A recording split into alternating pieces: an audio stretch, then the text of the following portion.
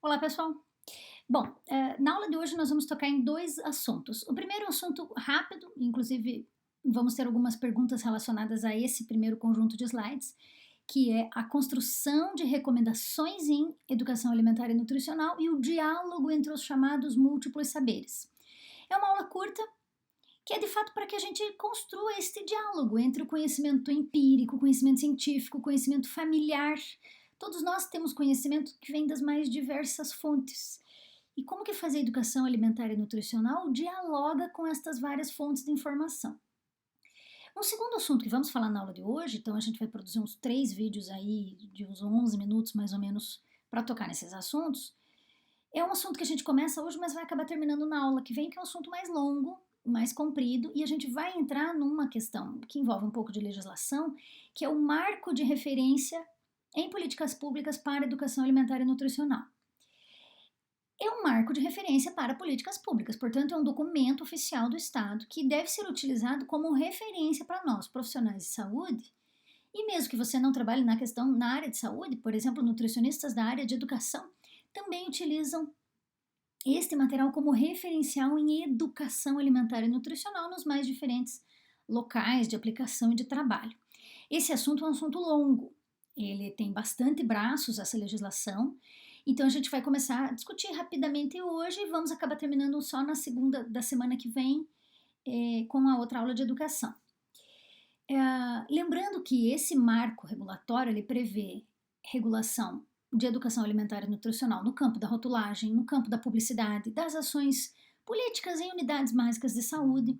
Esse assunto, eu me lembro bem, a gente começou brevemente a conversar lá na disciplina de saúde coletiva, onde eu mostrei para vocês a Política Nacional de Alimentação e Nutrição. A gente não cobra esse assunto de fato em prova, eu lembro que eu não cobrei né, na prova passada, no ano passado, na disciplina de saúde coletiva, porque a saúde coletiva é uma disciplina meio padronizada entre os cursos de saúde. Mas, de fato, aqui na educação alimentar, a gente consegue entrar um pouco mais nessa PNAN, né, a nossa Política Nacional de Alimentação e Nutrição, que traz como um dos eixos estratégicos a questão educativa. De novo, não pensem que isso é só para o ambiente público, né, por se tratar de legislação pública, isso rege a nossa vida na educação privada, no serviço privado, naquilo que é executado fora do ambiente público. Então vamos lá, dá tempo de você ir até a aba dos arquivos e puxar essas duas aulas, né? A aula da construção de saberes, diálogo de múltiplos saberes, é a chamada aula número 5, e a outra aula que eu acho que eu nomeei como número 7, que é Política Nacional de Alimentação e Nutrição e Educação Alimentar e Nutricional. Bom, assunto que já começamos a falar em outros momentos, né? O consumo de frutas, verduras, legumes, né? O consumo de vegetais ricos em micronutrientes, ricos em fibras, ele deve ser um dos nossos eixos, né? De fala, de trabalho, porque de fato a alimentação contemporânea ela fez com que as pessoas diminuíssem demais o consumo de fruta, verdura, legume, né? De hortaliça. Então, um dos grandes desafios nossos, enquanto educadores para a alimentação, é aumentar o consumo desses alimentos. Já disse a vocês que o fato do alimento ser nutritivo não faz com que a gente consuma mais ele, não é verdade? O fato de eu saber que o alimento faz bem à saúde não é resposta suficiente para que eu passe a comer toda semana brócolis, toda semana broto de feijão, apesar de ser um alimento altamente nutritivo. Então, não. O preço influencia na minha decisão. O sabor do alimento influencia na minha decisão. Por isso que alimentos ricos em legumes, verduras, frutas e fibras devem ser saborosos, devem ser sedutores para que aumente a chance do indivíduo comer. Né? Por isso que educação para a culinária deve ser uma grande ferramenta da educação alimentar e nutricional. Ela melhora a aparência, melhora o aspecto, o sabor e, portanto, o consumo de alimentos que nós sabemos, né, classicamente se tratarem de alimentos saudáveis. E o estigma também, né, de comida de rico, comida de pobre. Eu prefiro comer comida comprada, né, comida mais elegante, mais chique, porque tem esse estigma também de eu ser capaz de chamar uma comida pelo telefone e pagar R$ 100 para isso. Isso tem existe também uma gourmetização em torno das escolhas alimentares. Eu lembro que eu já toquei nesse assunto em outros aspectos, mas especialmente essa aula dialoga entre estes múltiplos saberes. Então vamos lá. O consumo de fruta, legume e verdura garante sim a ingestão da maior parte dos micronutrientes. Por si só, essa informação já devia bastar. Sim, previne doença crônica não transmissível, como principalmente diabetes, câncer, obesidade, doença cardiovascular. Quando a gente fala em previne, a gente fala nas quantidades em torno de 400 gramas dia, destes vários alimentos somados. Então vamos lá, fruta, legume, verdura, fracionado nas 6, 7 refeições do dia. Se superior a 400 gramas dia, sim, é preventivo de doença crônica não transmissível. E uma série de órgãos ligados à saúde em todos os níveis, então, desde o Ministério da Saúde, todos os seus níveis de trabalho, as secretarias, também os tratados que fazemos em nível internacional, os documentos que assinamos que são utilizados para o combate, para a promoção do aumento, né, de consumo destes alimentos e para o combate às doenças crônicas, todos esses documentos, eles estão em consonância com essa articulação política na prática. Então a gente não inventou, né, a roda agora, não.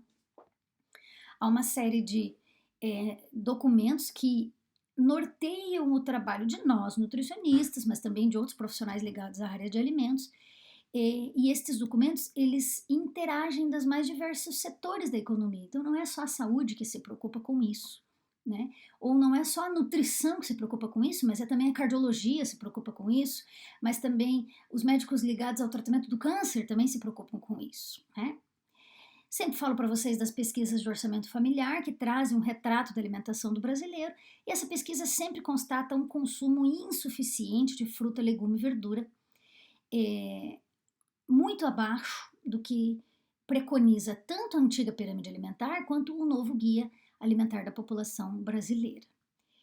Uma das formas que podemos estimular o aumento do consumo de fruta, legume e verdura, principalmente no campo do preço, onde é um dificultador para muitas famílias, é a questão dos chamados mercados alternativos.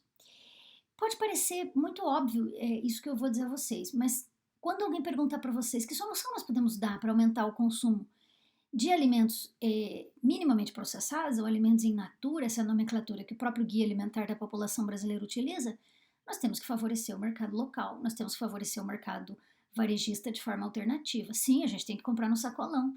Então, comprar no sacolão não é só porque é mais barato, é porque é uma alternativa mais eficaz para acesso, disponibilidade, abastecimento de fruta, legume e verdura para as famílias e também, mais ainda, para as famílias de baixa renda. Então, falar da importância de sacolão, da importância da venda direta do agricultor para o produtor, para o consumidor final, das feiras livres e em contraposição aos grandes supermercados, não é só falar em renda, é falar em acesso também. Se você prestar atenção nos documentos de estratégias para o aumento do consumo de fruta, legume e verdura, de vegetais, estas estratégias vão em torno destas ideias mesmo.